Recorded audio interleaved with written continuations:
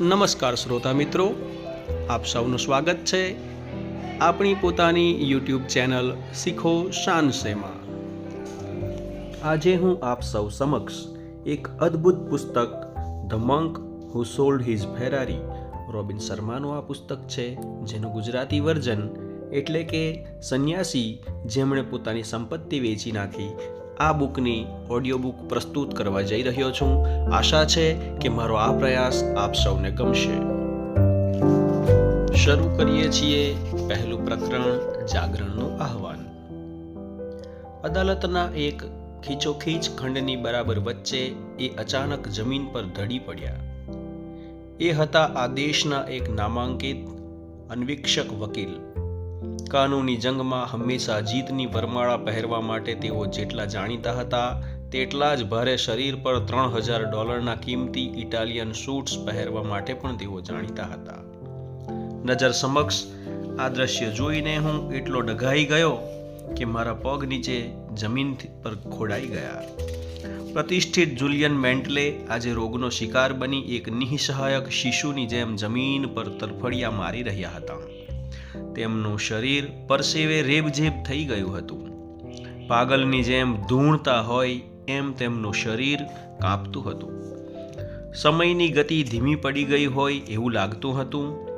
એમની અસહાય મહિલા વકીલના મોંમાંથી ચીસ નીકળી ગઈ, હે ભગવાન, જુલિયન સંકટમાં છે।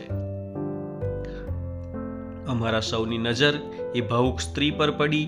મહિલા જજ એકદમ હેબતાઈ ગયેલા દેખાતા હતા। કટોકટીમાં કામ આવે તે માટે તેમણે એક અંગત ફોન નંખાવ્યો હતો। તેમણે તરત જ એ ફોન ગુમાવ્યો અને હળવેકથી કંઈક વાત કરી। હું તો એકદમ સ્તબ્ધ અને દિગ્મૂઢ ઊભો હતો। અરે અનુભવી મૂર્ખ, મહેરબાની કરીને હમણાં મરતા નહીં। શું આ કઈ તારી મરવાની ઉંમર છે? આવું મોત તમારા જેવા મહાન વ્યક્તિની ગરિમાને છાજે નહીં, સમજ્યા? અદાલતનો બેલીફ અત્યાર સુધી યંત્રવત ઊભો હતો તે ફટાફટ કામે લાગી ગયો। જમીન પર પટકાઈને પડેલા કાયદાના મહાનાયક CPR આપવાનું તેણે શરૂ કરી દીધું। સહાયક વકીલ તેમની તરફ ઊભી હતી। તેના સોરેની વાળની લાંબી લટો પવનથી જુલિયનના ગાલ માણેક જેવા ચહેરા પર ફરકતી હતી। એ સ્ત્રી તેમને કોમળ શબ્દોમાં સાંત્વના આપી રહી હતી, પણ જુલિયન સાંભળી શકે એવી સ્થિતિમાં જ ક્યાં હતા? છેલ્લા 17 વર્ષથી હું જુલિયનના પરિચયમાં હતો। હું કાયદાનો યુવા વિદ્યાર્થી હતો ત્યારે એમણે મારી પ્રથમ મુલાકાત થઈ હતી। તેમના એક પાર્ટનરે જ્યારે મને તેમના સમર રિસર્ચ ઇન્ટર્ન તરીકે રાખ્યો ત્યારે પણ તેમની પાસે બધું જ હતું। એ તેજસ્વી, પ્રતિભાસંપન્ન, આકર્ષક અને નીડર ટ્રાયલ એટર્ની હંમેશા પ્રસિદ્ધિના સ્વપ્નો જોતા હતા। ભવિષ્યમાં એક અત્યંત સફળ વકીલ બનવાની તેમની તમન્ના હતી। મને આજે પણ એ દિવસ યાદ છે કે એકવાર મોડી રાત સુધી કામ કરીને હું તેમની ભવ્ય મહેલ જેવી આલિશાન ઓફિસ પાસેથી પસાર થઈ રહ્યો હતો ત્યારે મેં ચૂપકીથી ઓકના લાકડાની બનેલી વિશાળ ડેસ્ક પર નજર કરી। વિશાળ ફ્રેમમાં એક અવતરણ મોઢીને ટીંગાડેલું હતું। એ અવતરણ વિન્સ્ટન ચર્ચિલનું હતું, જે જુલિયન વિશે ઘણું બધું કહી જતું હતું। વાસ્તવમાં એ જુલિયનના વ્યક્તિત્વ સાથે બરાબર બંધ બેસતું હતું। મને સંપૂર્ણ ખાતરી છે કે આજે આપણે આપણા ભાગ્યના નિર્માતા છીએ। જે કામ માટે આપણે માટે નિર્માયું છે એ આપણા ગજા બહાર નથી। તેને માટે જે કષ્ટ અને પરિશ્રમ કરવાના છે તે આપણી સહનશક્તિની બહાર નથી।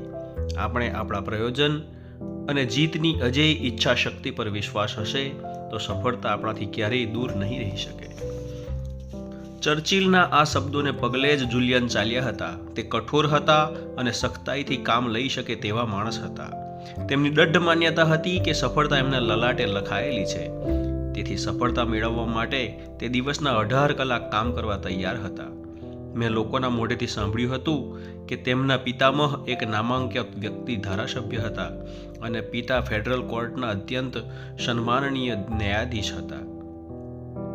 આમ એક વાત બિલકુલ સ્પષ્ટ હતી કે શ્રીમંત પરિવારમાંથી આવેલા હતા। કિંમતી આર્મની કોટ પહેરેલા એમના ખભા પર બહુ મોટી અપેક્ષાઓનો બોજ તોડાતો હતો. એક વાત કબૂલવી પડે કે એ માણસ જીવનમાં આપબળે આગળ આવ્યા હતા અને પોતાની રીતે જ કામ કરવું એ વાતમાં તે મક્કમ હતા. સાથે સાથે તેમને ભપકો પણ પસંદ હતો. અદાલતમાં જુલિયન આક્રમક અને નાટ્યાત્મક દલીલ કરતા તે હંમેશા અખબારના પહેલા પાના પર ચમકતી. શ્રીમંત અને પ્રતિષ્ઠિત લોકોને જ્યારે ધારદાર અને આક્રમક દલીલબાજી કરી શકે તેવા પાવરધા વકીલની જરૂર પડતી ત્યારે તેઓ જુલિયન પાસે દોડી આવતા. જુલિયનની ઇતર પ્રવૃત્તિઓ વિશે પણ લોકોને જાણકારી હતી. શહેરની મોંઘી ડાર્ટ રેસ્ટોરન્ટમાં યુવાન કામુક ફેશન મોડલો સાથે મોડી રાતે મુલાકાતો, ડિમોલિશન ટીમ તરીકે જેમને એ ઓળખાવતા એવી દલાલોની ઉદ્દંડ ટોળકી સાથે બેસીને મન બહેલાવવા શરાબ પીવો, તેમના વિશે આવી ચટપટી ખબર ઓફિસમાં ગપસપ માટે સારો એવો મસાલો પૂરી પાડતી. પહેલા ઉનાળામાં જુલિયન એક ચકચાર ખૂન કેસમાં દલીલ કરવાના હતા. એ કેસમાં પોતાની સાથે કામ કરવા માટે મને જ શા માટે પસંદ કર્યો એ વાતનો તાગ આજ સુધી હું કાઢી શક્યો નથી. હું એ જ હાર્વર્ડ લો સ્કૂલમાંથી સ્નાતક થયો જ્યાંથી તેઓ પણ થયા હતા. પણ સાચું કહું તો ન તો હું ફર્મનો સૌથી હોશિયાર ઇન્ટર્ન હતો, ન તો હું નબીરા કુટુંબમાંથી આવ્યો હતો. મારા પિતાએ નૌસેનાનું કામ છોડીને આખી જિંદગી એક બેંકમાં સુરક્ષા ગાર્ડની નોકરી કરી હતી. મારી માનો ઉછેર પણ બ્રોન્ક્સમાં તદ્દન સામાન્ય પરિવારમાં થયો હતો. તદુપરાંત ફર્મમાં બધા જ ઇન્ટર્નરો તેમના સહયોગી તરીકે સમર્થન મેળવવા માટે ચૂપચાપ ગેબી પ્રવૃત્તિ કરી રહ્યા હતા. તેમ છતાં મધર ઓફ ઓલ મર્ડર ટ્રાયલ્સના નામથી જગ જાહેર થયેલા કેસમાં તેમણે મને બધામાંથી સહયોગી તરીકે પસંદ કર્યો હતો. તેમણે મને એટલું જ કહ્યું હતું કે હું તારી જ્ઞાન સુધા પર વારી ગયો છું. નિઃશંક અમે એ કેસ જીતી ગયા અને જેના પર પોતાની પત્નીની નિર્મમ હત્યા કરવાનો આરોપ હતો તે પ્રશાસન અધિકારી આરોપમાંથી મુક્ત થઈ ગયા. શ્રોતા મિત્રો, ઓડિયો બુકનો પહેલો ભાગ અહીંયા આપણે સમાપ્ત કરીએ છીએ. આગળ નવા ભાગ સાથે ફરીથી મળીશું. ત્યાં સુધી સાંભળતા રહો આપણી યુટ્યુબ ચેનલ શીખો શાનસે. જો મિત્રો તમને આ ઓડિયો પસંદ આવ્યો હોય તો લાઈક અને સબસ્ક્રાઈબ કરવાનું ભૂલતા નહીં. નમસ્કાર. અસ્તુ.